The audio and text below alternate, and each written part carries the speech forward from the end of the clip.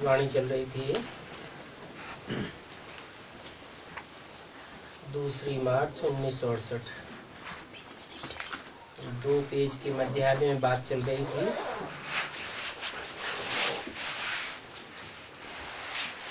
बहुत वंडरफुल बातें हैं। मैं तुम बच्चों को आकर के अपना और सारी रचना का परिचय देता हूँ, फिर भी कोई फारकती देते हैं, कोई डाइवोर्स दे देते हैं। बाप कहते हैं तुम सब सीताएं हो, मैं राम हूँ, सबको रावण की जंजीरों से छुड़ाने के लिए आया हूँ।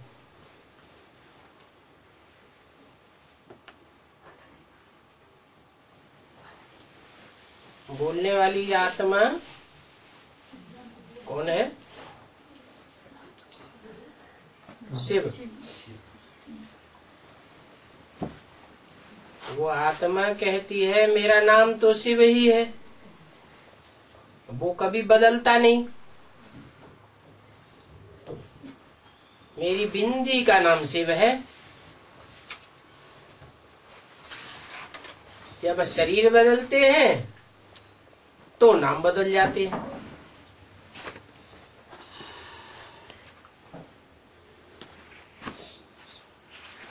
तो राम नाम तो शरीर का है या आत्मा का है? राम और कृष्ण नाम जो पड़ता है वो आत्माओं का नाम है या शरीरधारियों का नाम है? शरीरधारियों का नाम है। लेकिन ये कभी नहीं कहते कि मैं कृष्ण हूँ, मैं कृष्ण बच्चा हूँ। क्या कहते हैं? मैं राम बाप हूँ। इसका मतलब क्या हुआ? कृष्ण बच्चा हूँ ये नहीं कहते, मैं राम बाप हूँ, तुम सब सीताएं हो। इससे साबित ये हुआ कि शिव ज्योति बिंदु जब शरीर में आता है तो बाप के रूप में राम वाली आत्मा के शरीर में आता है पहले पहले। क्योंकि परिवार में पहले कौन होता है? बाप। तो शिव बाप आते हैं तो यज्ञ के आदि में भी पहले पहले बाप में प्रवेश करते हैं। और षष्ठी उत्पत्ति की प्रक्रिया में सिर्फ बाप ही तो नहीं होता है, माता भी होती है। दोनों साथ ही साथ होते हैं। तो माँ में भी प्रवेश करता है, बाप में भी प्रवेश करता है। माँ में प्रवेश करता है, भक्ति मार्ग का फाउंडेशन डालता है सुनने सुनाने का, और बाप में प्रवेश करता है समझने और समझाने के लिए। इसलिए बोला तुम सब सीताएं हो, भक्तियां हो, मैं राम बाप एक ही हूँ। सबको रावण की जंजीर से छुड़ाने आया हूँ तो अटेंशन से पढ़ना चाहिए। अगर अटेंशन नहीं देंगे तो क्या होगा? ज्यादा जन्मों तक जंजीरों में बंधे रहना पड़ेगा। अभी मैं आया हुआ हूँ छुड़ाने के लिए। ये कमाई है, सच्ची कमाई है जन्म जन्मांतर की। 21 जन्म के लिए तो पक्की है। आत्मा कोई भी प्रकार के बंधन में नहीं आती, बाकी बाद में नंबर बार बंधन में आते जाते हैं। तो अटेंशन से ये पढ़ाई करनी चाहिए ना। सोचना चाहिए भगवान कितना ऊंच बनाते हैं। ऊंच बनाते हैं।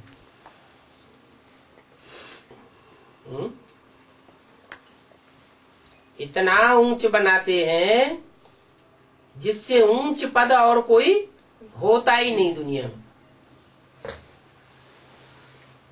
हिटलर, नेपोलियन, बड़े बड़े हुए महत्वाकांक्षी, सारे विश्व के ऊपर राज्य करना चाहते थे, इतने बड़े बनना चाहते थे, लेकिन वो बन नहीं सके। वो बाहुबल से बनना चाहते थे, और बाहुबल 5 तत्वों से कनेक्टेड है या आत्मा से कनेक्टेड है? 5 तत्वों से कनेक्टेड है बाहुबल। 5 तत्व माने प्रकृति के तत्व, और प्रकृति रचना है या रचयिता है? प्रकृति तो रचना है। ज्यादा ताकत किसमें होती है? रचयिता में ज्यादा ताकत होती है। बाप ताकतवर होता है, बच्चे तो उतने ताकतवर नहीं होते। तो आत्मा रचयिता है, और शरीर के 5 तत्व जिनसे ये शरीर बनता है वो रचना है। तो बोला कि इतने बड़े बड़े महत्वाकांक्षी दुनिया में हिस्ट्री में हुए, वो भी बाहुबल से सारे विश्व के ऊपर विजय नहीं प्राप्त कर सके, विश्व के मालिक नहीं बन सके, और मैं तुम्हें आकर के सारे विश्व का मालिक बनाता हूं। तुम देवताओं के भी मालिक बनते हो, आसुरी सृष्टि के भी मालिक बनते हो। तो ये पढ़ाई कभी मिस नहीं करनी चाहिए। अगर मिस करते हैं तो अपना घाटा डालेंगे। अच्छे स्टूडेंट्स कभी भी पढ़ाई मिस नहीं करते हैं, और लेट भी नहीं आना चाहिए। 2 बातें, क्या? रेगुलर भी होना चाहिए और पंक्चुअल भी होना चाहिए। पंक्चुअल माना ठीक टाइम पर आने वाला। बाबा आवेंगे, रथ पर सवार होकर के पढ़ावेंगे। बाबा कहते हैं मैं ही आकर के राजधानी स्थापन करता हूं। ऐसे नहीं कि रथ पर आकर के पढ़ाई पढ़ा के चला जाता हूं ब्रह्मा के तन में, फिर तुम अपने आप अपनी राजधानी स्थापन कर लेते हो। नहीं, मैं आता हूं ब्रह्मा के तन में, सुनता हूं, सुनाता हूं, तुम्हारी बातें भी सुनता हूं, लेकिन समझाता नहीं हूं। माँ के रूप में क्या करता हूं? सुनता हूं, सुनाता हूं। बेसिक नॉलेज जैसी पढ़ाई पढ़ाता हूं,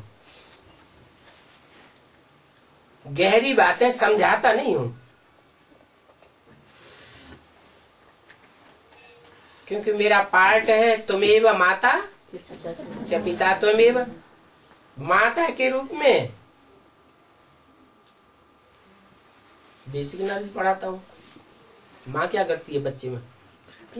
बच्चों को छोटी छोटी बातें ज्ञान की बताती। बच्चे होशियार हो जाते हैं तब थोड़ी पढ़ाई पढ़ाती। ऊंची पढ़ाई पढ़ाने के लिए फिर ऊंची स्कूल में जाना पड़े। तो बताता हूं, तुम बच्चों का आगे चल के क्लास ट्रांसफर होगा। मुरली में बताया ना। तो बेसिक पढ़ाई पूरी होती है, क्लास ट्रांसफर होता है, फिर मैं टीचर के रूप में पढ़ाता हूं, समझाता हूं, एक एक बात के हिज्जे हिज्जे करके समझाता हूं। टीचर का काम ही है पढ़ाना। लेकिन टीचर कौन से स्टूडेंट से खुश रहता है? जो स्टूडेंट रेगुलर होते हैं और पंक्चुअल होते हैं। भले कोई होशियार भी हो जाए, लेकिन अगर रेगुलर नहीं होता है, पंक्चुअल नहीं होता है, तो टीचर समझता है ये हमारा अपमान करता है। क्या ये हमको रिगार्ड तो टीचर की दुआएं मिलेंगी? टीचर की दुआएं मिल नहीं सकती। तो बाबा कहते हैं मैं सिर्फ आकर के पढ़ाई ही नहीं पढ़ा के चला जाता हूं, तुम्हारी राजधानी भी स्थापन करता हूं। और जो भी धर्म पिताएं हुए हैं, भले कितने भी बड़े बड़े मर्तबे वाले हुए, क्राइस्ट 100-200 करोड़ क्रिश्चियंस में मान्यता प्राप्त है। 200 करोड़ क्रिश्चियंस क्राइस्ट को अपना फादर मानते हैं, लेकिन वो हद का है और राजधानी स्थापन नहीं करता है, सिर्फ धर्म स्थापन करके चला जाता है। और मैं धर्म स्थापना के साथ साथ तुम्हारी राजधानी स्थापन करके जाता हूं। वो तो पढ़ाई नहीं पढ़ाते हैं, वो मर्तबे की पढ़ाई नहीं पढ़ाते हैं, और मैं तुम्हें राजाई की पढ़ाई पढ़ाता हूं, राजयोग सिखाता हूं। जिस राजयोग का गीता में आज भी गायन है, नाम क्यों पड़ा राजयोग? राजाई देता हूं। और राजाई में भी कोई छोटे राजा हैं, कोई बड़े राजा हैं, कोई नाम मात्र के राजा हैं। परंतु कोई धर्म पिता ने, कोई धर्मात्मा ने, कोई भी महात्मा ने, ऋषि मुनि सन्यासी ने राजाई की पढ़ाई कभी नहीं पढ़ाई। जन्म जन्मांतर ये जो छोटे बड़े राजाएं हुए हैं हिस्ट्री में, कोई पूछे इनको ये कंट्रोलिंग पावर किसने सिखाई, तो कोई बतावेगा? कोई नहीं बता सकता कि ये कंट्रोलिंग पावर इन राजाओं में ही कहां से आ गई। मैं आकर के बताता हूं कि ये राजयोग की पढ़ाई से तुम नंबरवार राजा बनते हो। कोई रानी बन जाते हैं, कोई महारानी बन जाते हैं, कोई राजा, कोई महाराजा बनते हैं। नंबरवार मर्तबे हैं राजधानी में। राजधानी में तो सब तरह की चाहिए ना।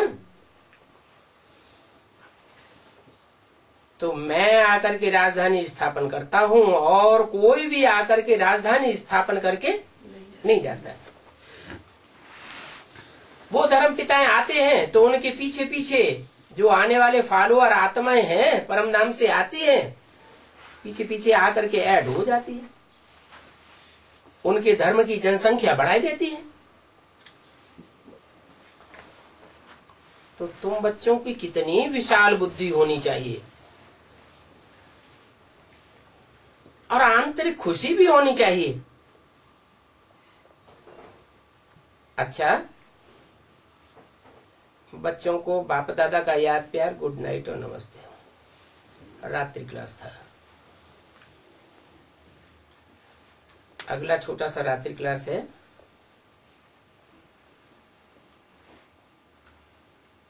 3/5/68 का। बाबा राजयोग सिखलाए रहे हैं।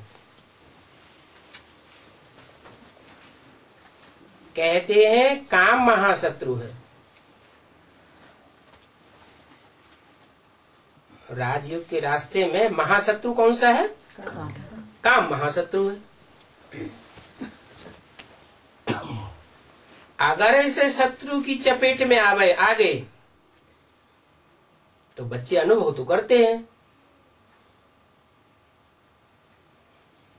बाबा की याद आना बंद हो जाती है, या तो बहुत धीमी हो जाती है। राजयोग के रास्ते में ये काम बहुत बड़ा रोड़ा है। इन पर जीत पाने से तुम जगत जीत बनेंगे।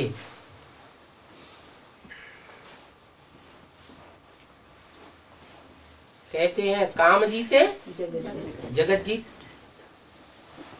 फिर ये नहीं कहते माया जीते जगत जीत है? माया जीते जगत जीत भी कहते हैं,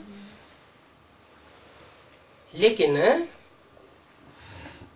माया के जो भी मुखिया हैं, माया के जो भी सहयोगी हैं, उनमें बड़े से बड़ा सहयोगी कौन है? काम विकार। इसीलिए कहते हैं कि काम महाशत्रु है। माया भी तो शत्रु है ही। शत्रु है कि तुम्हारी बहन है? बाप की बेटी है तो बड़ी दीदी हुई ना। कोई कहते हैं माया मौसी। अब माया भी रूप धारण कर लेती है तो मौसी भी हो जाती है। बाप कहते हैं काम महाशत्रु है, माया तुम्हारा दुश्मन है, माया रावण। और फिर मन जीते जगत जीत भी कहा जाता है। क्या? मन को अगर जीत लिया, कंट्रोल कर लिया, तो भी सारे जगत के ऊपर राजाई कर सकते हैं। और मन का आकर्षण सबसे ज्यादा माया के कौन से रूप पर होता है? काम विकार पर। इतना ज्यादा हावी होता है कि जब मनुष्य मरता है, पुरुष मरता है, तो अंतिम समय में स्त्री चोला ही याद आ जाता है, काम के प्रभाव के कारण। और अंतमते सुगते। कौन सा चोला धारण करता है? स्त्री का चोला धारण कर लेता है। स्त्री जब शरीर छोड़ती है तो सारे जीवन में वो काम विकार इतना हावी रहता है कि अंत समय में वो पुरुष चोला याद आ जाता है। तो कौन सा शरीर धारण करती है? पुरुष का चोला धारण कर लेती है। माने इतना लगाव लग जाता है कि कितनी भी शक्तिशाली आत्मा हो, ज्यादा से ज्यादा एक जन्म स्त्री चोला और ले सकती है, अथवा ज्यादा से ज्यादा एक जन्म और पुरुष का चोला ले सकता है। बस, इससे ज्यादा कोई में ताकत नहीं है जो अपने को बचा सके। पावरफुल आत्मा होगी पुरुष चोले में तो एक जन्म पुरुष का चोला और धारण कर लेगी, क्योंकि अपने को कंट्रोल किया होगा, आकर्षण से बचा होगा, स्वरूप स्थिति में ज्यादा रहा होगा, तो ज्यादा से ज्यादा एक जन्म और लेगा। दूसरे जन्म में तो माया शर्तिया उसको हावी हो जाएगी और कन्वर्ट कर देगी स्त्री चोले में। माना ये काम विकार तुम्हारा महाशत्रु है। आजकल मंदिरों में शादी भी होती है,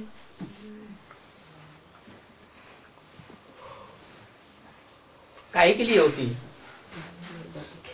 है? शादी का मूल उद्देश्य क्या है? एम ऑब्जेक्ट क्या है?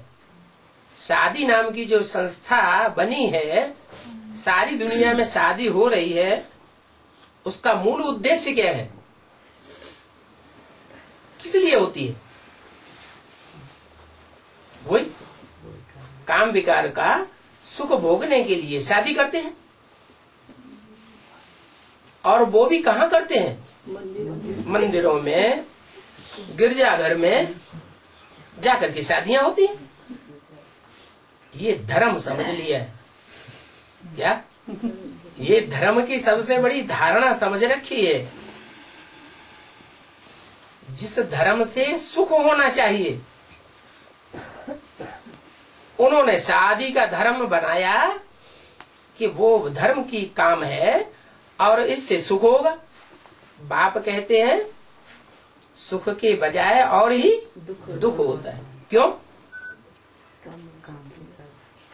जिस काम के शुरुआत में फाउंडेशन में दुख होगा तो आदि मध्य अंत दुख चलता ही रहेगा, खत्म नहीं हो सकता। काम विकार सब कोई अनुभव करता है कि इसका सूत्रपात जहां से होता है उस समय स्त्री पुरुष को कमजोरी आती है। जब पैदा करने वाले रचयिता को ही कमजोरी आती है, अचेतनता आती है, तो जो बच्चा पैदा होगा वो तो रचना है। और रोते रोते पैदा होगा या खुश होते हंसते हुए पैदा होगा? सच में तो बच्चे हंसते हुए पैदा होते हैं, खुश होते हुए पैदा होते हैं। खुशी की पैदाइश होती है, क्योंकि वहां ऐसा कोई दुख का काम करते ही नहीं। यहाँ तो फाउंडेशन में ही दुखी हो जाते हैं, आसक्त हो जाते हैं, पतित बन पड़ते हैं, क्षरित हो जाते हैं, शक्ति क्षीण हो जाती है, अनुभव करते हैं। तो फाउंडेशन में ही जिसका दुख बढ़ गया तो सारे जीवन में दुख की दुनिया और अंत समय में भी हिलकोरे लेते लेते शरीर छोड़ते हैं, घावड़े मारते मारते शरीर छोड़ते हैं ना।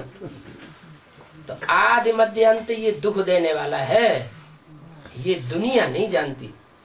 न धर्म पिताएं जानते हैं, न कोई ऋषि मुनि महात्माएं जानते हैं।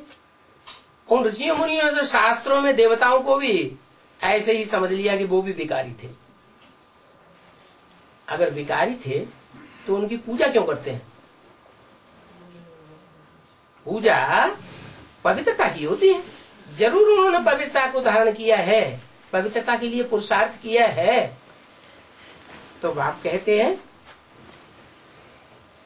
आज तो मंदिरों में भी शादी करते हैं, परंतु लक्ष्मी नारायण तो पवित्र रहते हैं। उनके मंदिर में कितनी पवित्रता का ध्यान रखते हैं। कथा करते हैं जिस दिन सत्यनारायण की, उस दिन पति पत्नी कितना पवित्र होकर के, शुद्ध होकर के जीवन बिताते हैं। अपवित्र होते हैं क्या? नहीं, उस दिन खास पवित्रता का ध्यान रखेंगे।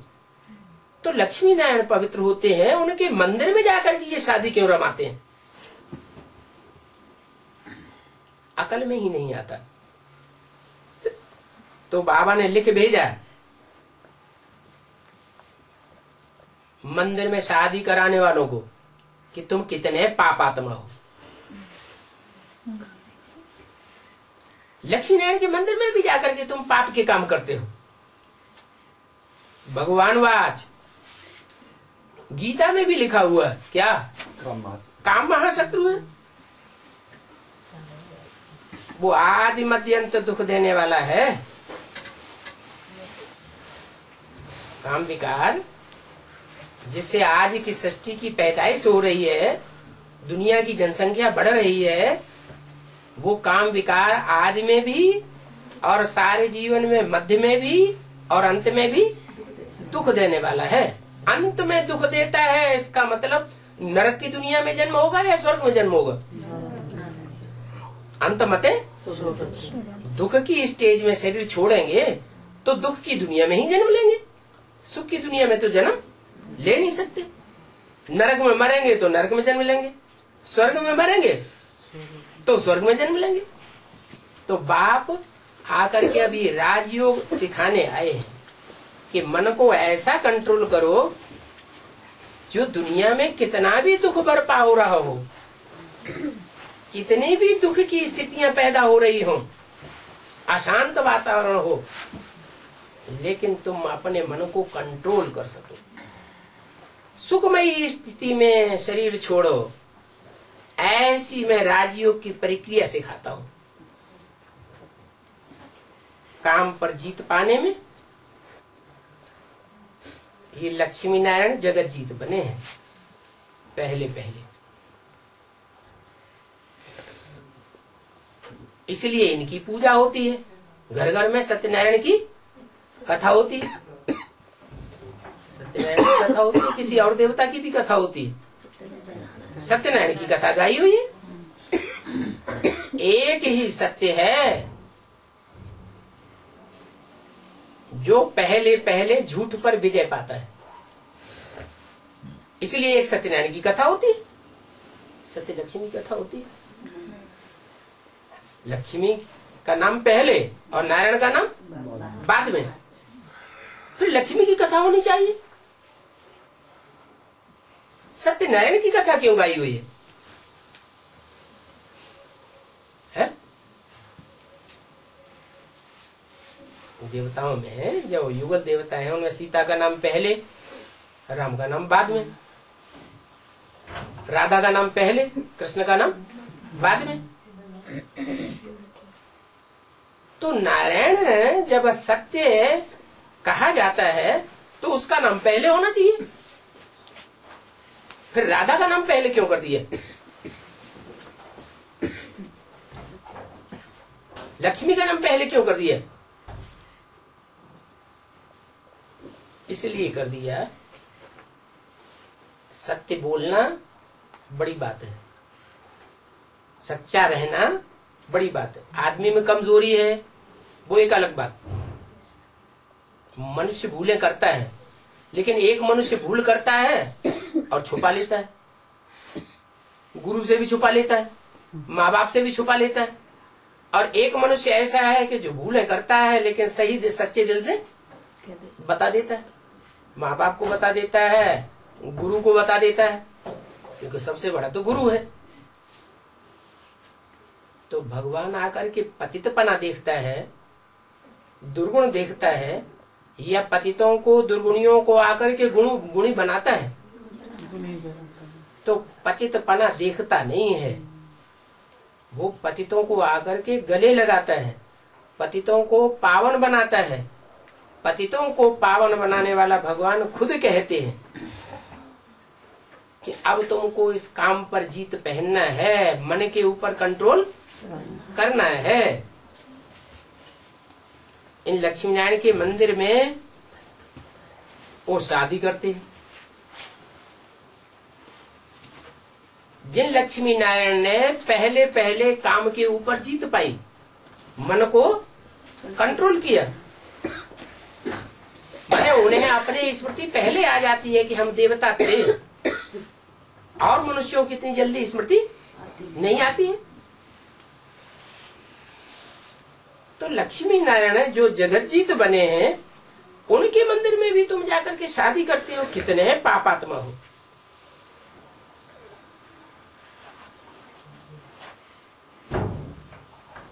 हम ब्रह्मा कुमारियां तो भगवानवाद सुनाते हैं, अपनी बात नहीं सुनाते। भगवान ने बोला है काम महाशत्रु है, काम चिच्छा से उतार करके ज्ञान चिच्छा पर बिठाते हैं। और ज्ञान माने जानकारी, सच्चाई की जानकारी कहाँ से आती है? सारी दुनिया तो झूठ है। इस दुनिया में, झूठी दुनिया में कोई छाती ठोक करके कह सकता है कि मैं कभी झूठा काम नहीं करता, झूठी बात नहीं बोलता, झूठे वाइब्रेशन नहीं निकालता, झूठी दृष्टि से नहीं देखता? कोई नहीं कह सकता। एक बाप ही है जो जन्म मरण के चक्र में नहीं आता, वो आकर के सच्चा सिखाता है। सच्चा बाप है, सच्ची बात बताता है, उसको ही ज्ञान कहा जाता है। ज्ञान माने जानकारी। किस चीज की जानकारी? सच्चाई की जानकारी। सच बात बता करके सचखंड सत्य युग स्थापन करता है। मनुष्य चाहे कि हम सचखंड स्थापन करेंगे, हो सकता है। जो सच्चा होगा वही सचखंड स्थापन करेगा, या झूठे सचखंड स्थापन करेंगे? ब्रह्मा बाबा ने शरीर छोड़ दिया, उनके फॉलोअर्स क्या कहने लगे? है?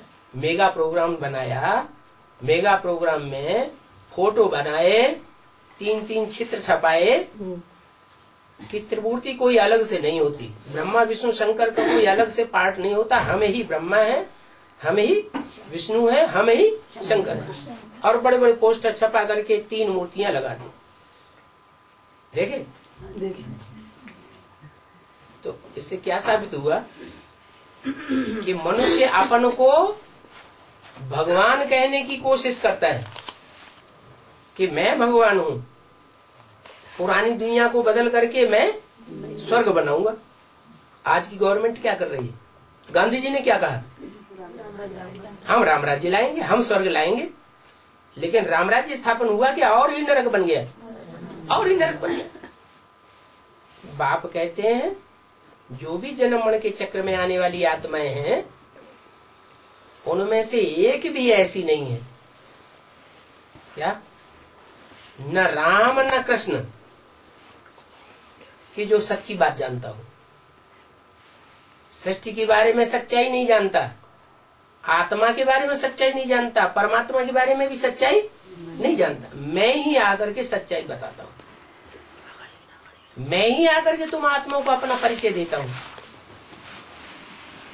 तुमको अपना परिचय देता हूँ और तुम अपने बारे में भी जानते हो, मेरे बारे में भी जानते हो, सृष्टि के बारे में भी सच्चाई को जान जाते हो।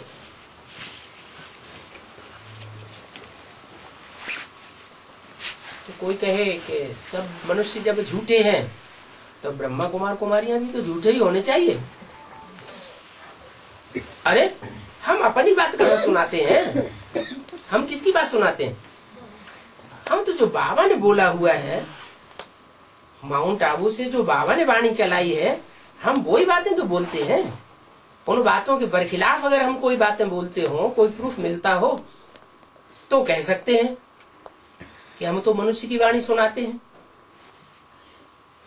हम तो कहते हैं कि काम चिच्छा से उतार करके ज्ञान चिच्छा पर बिठाने का काम एक परमपिता परमात्मा का है और कोई मनुष्य मात्र का नहीं है। बोलो, तुम अपन को ब्रह्मा कुमार कुमारी समझते हो? कहेंगे हाँ, सारी दुनिया ब्रह्मा की औलाद है, हम भी ब्रह्मा की संतान है। तो उनसे पूछो कि तुम अपन को ब्रह्मा कुमार कुमारी कहते हो, तो तुम्हारा ब्रह्मा कहाँ है? उन ब्राह्मणों से भी पूछो कि तुम अपन को ब्रह्मा कुमार कुमारी कहते हो, तुम्हारा ब्रह्मा कहाँ है? कहेंगे वो तो सूक्ष्म पतन में है। अरे तो तुम यहां कहां से आ गए? ब्रह्मा जो रचना रचने वाला है, रचयिता है, वो इस सृष्टि पर होना चाहिए या सूक्ष्म पतन में सृष्टि होती है? सृष्टि तो यहाँ होती है ना, इस दुनिया में होती है ना, सूक्ष्म पतन में सृष्टि थोड़ी ही होती है। हमारा तो ब्रह्मा भी मौजूद है और ब्रह्मा में प्रवेश करने वाला परमपिता परमात्मा भी मौजूद है। उसको कहा जाता है त्रिमूर्ति शिव। क्या? वो 3 मूर्तियों के द्वारा प्रत्यक्ष होता है, बल खुद निराकार है। वो निराकार 3 साकार मूर्तियों, मूर्ति माने मूर्त माने साकार, अमूर्त माने अमूर्त माने निराकार। मूर्ति दिखाई पड़ती है आंखों से और जो अमूर्त है वो आंखों से दिखाई नहीं पड़ता। तो मैं खुद अमूर्त हूँ, बिंदु हूँ, ज्योति बिंदु हूँ, आत्माओं का बाप हूँ, आत्माएं भी निराकार, आत्माओं का बाप ज्योति बिंदु भी निराकार। मैं खुद अमूर्त हूँ, लेकिन इस सृष्टि में आकर के 3 मूर्तियों के द्वारा प्रत्यक्ष होता हूँ, ब्रह्मा विष्णु शंकर। इसलिए मुझे त्रिमूर्ति शिव कहते हैं। तो त्रिमूर्ति शिव जब कहते हैं तो तुम मानते क्यों नहीं हो कि हम ब्रह्मा की औलाद हैं? और सारी सृष्टि अभी प्रैक्टिकल में ब्रह्मा की औलाद नहीं है। हम जो कुछ सुनावेंगे, अगर हम ब्रह्मा के मुख से निकली हुई बात सुनावे तो हम ब्रह्मा कुमार, हम कोई दूसरी बातें सुनावे, शास्त्रों की बातें सुनावे, मनुष्यों की बातें सुनावे, तो हम ब्रह्मा कुमार नहीं। बाप का बच्चा कौन? जो बाप की बातों को काटे वो बाप का बच्चा, वो बाप की बात को ही न माने वो बाप का बच्चा, बाप के आज्ञा बाप के फरमान को न माने वो बाप का बच्चा। बाप कहते हैं ऐसा बच्चा तो मुआ भला, जो बाप की फरमान को मानता ही न हो, आज्ञाओं को मानता ही न हो, उसको अपना बच्चा समझना ही नहीं चाहिए। तो उन ब्राह्मणों से कहो, पहले तो अपना ब्रह्मा बाप बताओ कहाँ है। अगर है तो तुम ब्रह्मा कुमार, नहीं है तो तुम ब्रह्मा कुमार नहीं। क्यों? क्योंकि ब्रह्मा विष्णु शंकर ये तीनों देवताएं न सतयुग में होते हैं, न त्रेता में, न द्वापर में, न कलयुग में। कब होते हैं? जब भगवान इस सृष्टि पर आते हैं तब ही होते हैं। तो हम हैं संगम युग में और तुम हो कलयुग में। क्यों? अगर संगम युग में है तो हम बता सकते हैं कि ब्रह्मा कौन, विष्णु कौन और शंकर कौन। तीनों इस सृष्टि पर होने चाहिए कि नहीं होने चाहिए? तीनों का पार्ट हमें पता है। और तुम अगर ब्रह्मा की औलाद हो तो तुम बताओ ब्रह्मा कहाँ है तुम्हारा। और अगर ब्रह्मा की बात मानते हो, ब्रह्मा भी मानते हो, तो फिर ब्रह्मा की बातों पे चलना भी पड़े। क्या? ब्रह्मा ने तो मुरली में मुख से बोला है कि मैं आकर के राजधानी स्थापन करके जाता हूँ। देखो ये वाणी क्या कहती है, मैं राजधानी स्थापन किए बगैर चला जाता हूँ कि स्थापन करके जाता हूँ? मैं खुद राजधानी स्थापन करके जाता हूँ, सिर्फ धर्म स्थापन नहीं करता हूँ। तो बोलो, तुम तो भ्रष्टाचारी हो। क्या? तुम श्रेष्ठाचारी दुनिया स्थापन नहीं कर सकते। तुम कहते कुछ और हो और करते कुछ और हो। तुम भ्रष्टाचारी बनाते भी हो और हम श्रेष्ठाचारी बन रहे हैं, बन नहीं गए हैं। क्या? हम श्रेष्ठाचारी बन रहे हैं और हम श्रेष्ठाचारी ही बनाते हैं। कोई को भ्रष्टाचारी बनने की परमिशन नहीं देते। ये शादी आदि तो पापात्माओं का काम है। भगवान आते हैं तो शादी की संस्था ही कैंसिल कर देते हैं। क्या? और मनुष्य गुरु, चाहे वो दुनिया में मनुष्य गुरु हो और चाहे बेसिक नॉलेज में मनुष्य गुरु हो, वो शादी को समाप्त नहीं करते। क्योंकि जानते हैं अगर हम शादी की संस्था को कैंसिल करेंगे तो हमारा रोटी पानी चलने वाला नहीं। और सारी सन्यासी हो जाएंगे तो हमको कौन कमा कमा के खिलाएगा। हमको महलवाड़ियां चाहिए, अटारियां चाहिए, अच्छे अच्छे कपड़े चाहिए, अच्छा अच्छा भोजन चाहिए। कहाँ से आवेगा? सन्यासियों को खिला देंगे क्या? सन्यासियों को कौन खिलाता है? गृहस्थी खिलाते हैं। तो वो कभी ये परमिशन नहीं दे सकते कि तुम शादी करना छोड़ दो। ये शादी कराना पापात्माओं का काम है। भगवान बाप एक बात कहता है और तुम दूसरी बात करते हो। क्या? भगवान एक बात और एक ही बात करता है और वो बात कभी बदलता नहीं। तुम दूसरे काम करते हो, तमो प्रधान भ्रष्टाचारी बनते रहते हो। बाबा ने लिख करके भेज दिया। एक तरफ पापात्मा बनते जाते हो और दूसरी तरफ भगवान को बुलाते हो कि बाबा आकर के हमको पावन बनाओ, हमारी आत्मा को पावन बनाओ। हम पापात्मा बन पड़े हैं। क्या? हम पापात्मा बन पड़े हैं। हमको मनुष्य से क्या बनाओ?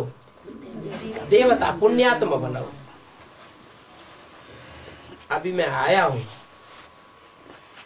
तो तुम शादी कराते रहते हो, पाप के काम कराते रहते हो, बुलाते हो बाबा हमको पावन बनाओ, जन्म जन्मांतर बुलाते रहे। अभी समझो तो, बाप पावन बनाने आए हैं। क्या? सिर्फ ज्ञान सुना करके ब्रह्मा के तन में चले जाने के लिए नहीं आए हैं। किस लिए आए हैं? बाप पावन बनाने आए हैं। आने का मकसद क्या है? पावन बनाना मकसद है, ज्ञान सुनाना मकसद नहीं है। भगवान का एम ऑब्जेक्ट ज्ञान सुनाना नहीं है। ज्ञान किस लिए सुनाते हैं? ज्ञान तो इसलिए सुनाते हैं कि तुमको बाप की पहचान हो जाए, माया की और बाप की पहचान हो जाए। दोनों की पहचान हो गई तो माया के चंबे में फंसोगे नहीं, और माँ बाप जिसको तुमने पहचान लिया है उसके नजदीक आने की कोशिश करोगे, क्योंकि जानते हो एक बाप है पतितों को पावन बनाने वाला, एक बाप से सदगति और अनेक मनुष्य गुरुओं से दुर्गति। तो पहचाना होगा तभी तो ऐसा करोगे, अगर पहचाना नहीं होगा तो कैसे करोगे।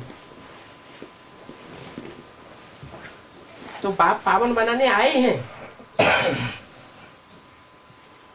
शादियों के लिए हाल बनाते रहते हो, बाप को हाल बनाकर नहीं दे सकते।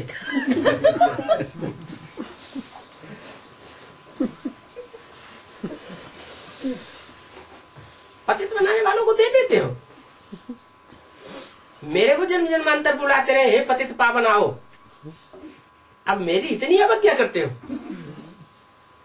भगवान वाच, ये चैरिटी हाल तुमने बनाया है, तो ट्रस्टियों को पूछ करके देना चाहिए ना।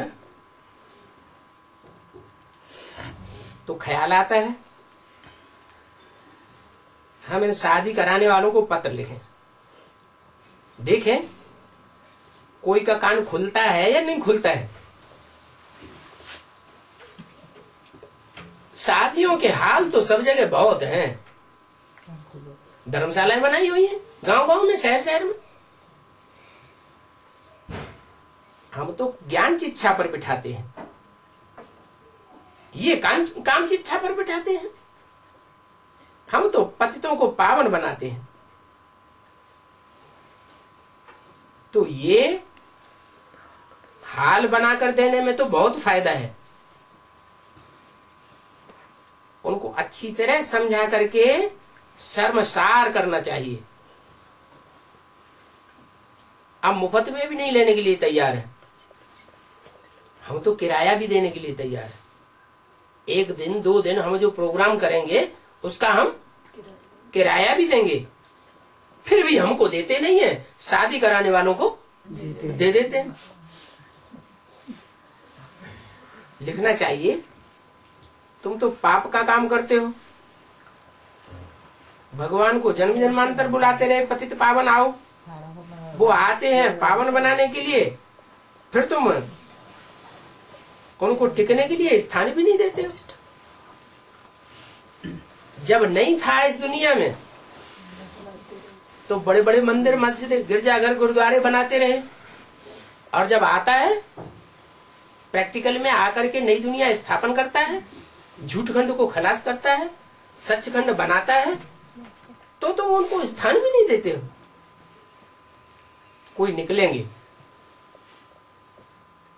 ऐसे भी कोई निकलेंगे जो समझेंगे बरोबर हम तो ये पाप का काम कर रहे हैं। ये पुरुषोत्तम संगम युग है। इस युग का नाम कैसा युग? पुरुषोत्तम संगम युग। संगम माने मेल। तो सतयुग त्रेता संगम युग नहीं है। सतयुग त्रेता की जब संधि होती है तो उसे संगम नहीं कहेंगे। त्रेता और द्वापर की जब संधि होती है तो संगम युग नहीं कहेंगे, है? कहेंगे। और द्वापर और कलयुग की जब संधि होती है तो संगम युग नहीं कहेंगे, वो भी संगम युग कहेंगे। फिर इसको क्या कहेंगे? उनको संगम युग तो कहेंगे, संगम तो होता है वहां, लेकिन पुरुषोत्तम संगम युग सिर्फ अब ही होता है। इसलिए भक्ति मार्ग में इसकी यादगार क्या मनाते हैं? हर चौथी वर्ष पुरुषोत्तम मास मनाते हैं। वो चौथी वर्ष मनाते हैं, वास्तव में है हर चौथे युग के बाद पुरुषोत्तम वर्ष की बात, जिसकी यादगार में वो भक्ति मार्ग में मनाते हैं। नाम पुरुषोत्तम युग क्यों रखा? क्योंकि और युगों में इस सारी सृष्टि के जो भी पुरुष मात्र हैं उनमें उत्तम से उत्तम कौन है ये प्रत्यक्ष नहीं होता। उत्तम से उत्तम की यादगार तो है, मनाते हैं हर धर्म में। हिंदू, मुसलमान, सिख, ईसाई, बौद्धी, हर धर्म में उत्तम उत्तम आत्माओं को याद तो करते हैं, लेकिन याद करते हुए भी जानते नहीं है किस रूप में है। हर धर्म में मान्यता है, स्मरण करते हैं, सिमरते हैं। माला, हिंदू भी माला सिमरते हैं। सिमरण करना माने स्मरण करना। कोई हुआ है तभी तो स्मरण करते हैं। वो जो गोल गोल दाने हैं किसकी यादगार है? आत्माओं की यादगार है।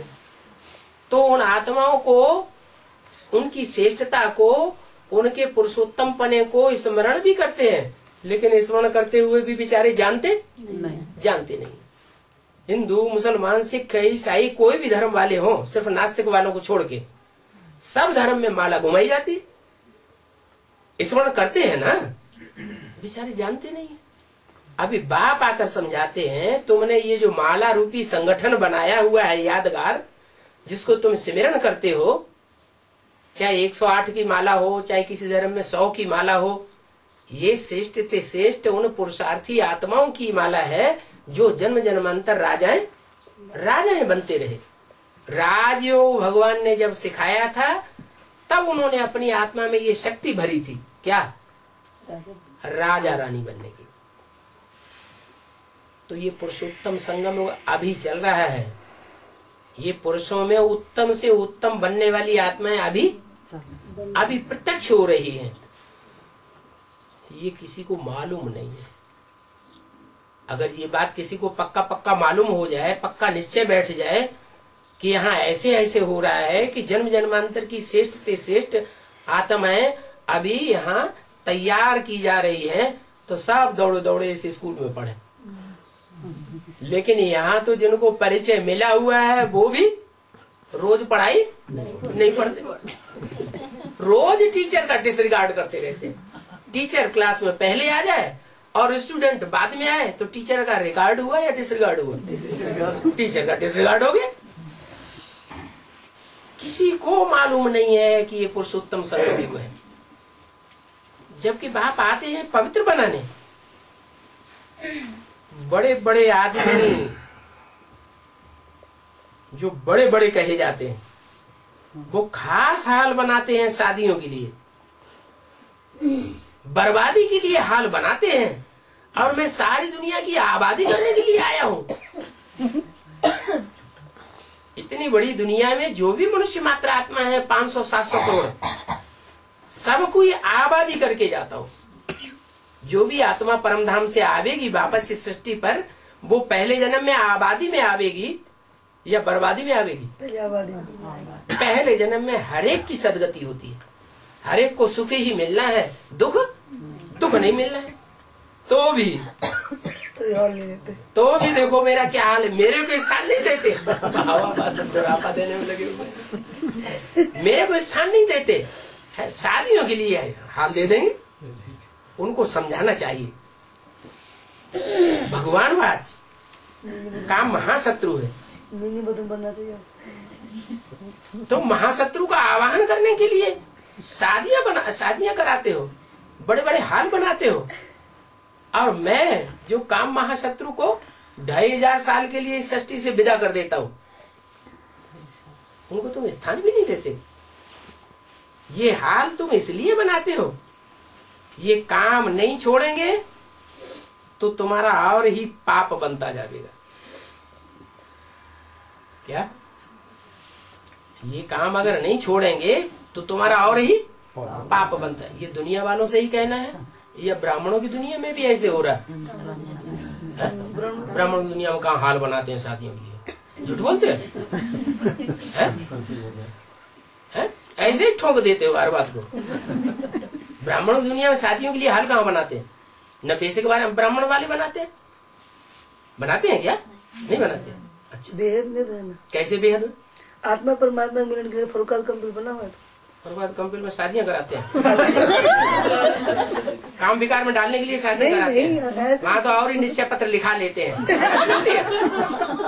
ये गुरु लोग बदनामी ही करते रहते हैं। कितना भी भगवान अच्छा काम कराए, लिखवा लेते हैं। इनसे भी लिखवाया हुआ है, स्टाम्प लगवाया हुआ है। पहले यज्ञ के आदि में खून से लिखते थे, लिख करके देते थे। और अभी देखो स्टाम्प पेपर पे लिख के देते हैं, तब भी ऐसी बातें कर रहे हैं। हम तो आत्मा परमात्मा बात कर रहे हैं। आत्मा परमात्मा की तो बात कर रहे हैं। कहाँ वहाँ शादी होती है? सर ये मिलन तो होता है ना, मन बुद्धि। मिलन को शादी थोड़ी कहा जाता है। आत्मा परमात्मा के मिलन से तो आत्माएं पवित्र बनती हैं। हाँ, शादी की तो बात ही नहीं। हाँ, बेसिक वालों में ऐसा जरूर होता है, जो भगत लोग जानते ही नहीं है कि ऐसा वहां भी हो रहा है। जब कन्याएं सरेंडर होती हैं, समर्पित होती हैं, तो भगवान को सौंपी जाती है। समर्पित हुई कन्याएं भगवान को सौंपी जाती हैं या कोई भाइयों को सौंप दी जाती हैं, ले जाओ सेंटर खोलो चलाओ? भगवान को सौंपी जाती है कि भाई लोगों के कंट्रोल में चली जाती है, भाइयों के कंट्रोल में चली जाती है। अब जो भाई ले जाते हैं वो पतित मनुष्य है या भगवान है? पतित मनुष्य है। पतित मनुष्य फिर क्या करेंगे? पतित ही बनावेंगे, नीचे ही गिरावेंगे।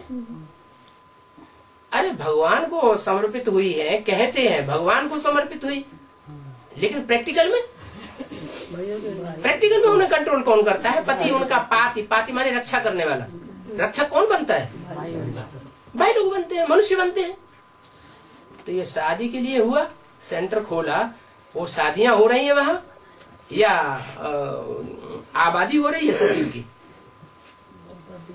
बेचारी कन्याएं अकेली भेज दी जाती हैं, कोई माता भी साथ में नहीं दी जाती। नहीं तो बाबा ने नियम बनाया है, कन्या है तलवार और माता है ढाल। अकेली तलवार कोई काम नहीं कर सकती, इसलिए माता के साथ कौन होना चाहिए? माता के साथ कन्या होना चाहिए, ढाल के साथ तलवार होना चाहिए। तलवार अकेली काम नहीं कर सकती, तलवार वार करेगी, बचाव के लिए माता चाहिए। तो वहां तो सारे काम उल्टे हो रहे हैं। जैसे दुनिया में सारा भक्ति मार्ग का ढकोसला चल रहा है, वैसे वहां भी भक्ति मार्ग का ढकोसला चल रहा है। उससे दुनिया पावन नहीं बन सकती, और ही पतित बनते जाएंगे। तो बाप कहते ये काम करना तुम नहीं छोड़ेंगे तो पाप और ही बढ़ता जाएगा। सब पाप से ही होता है।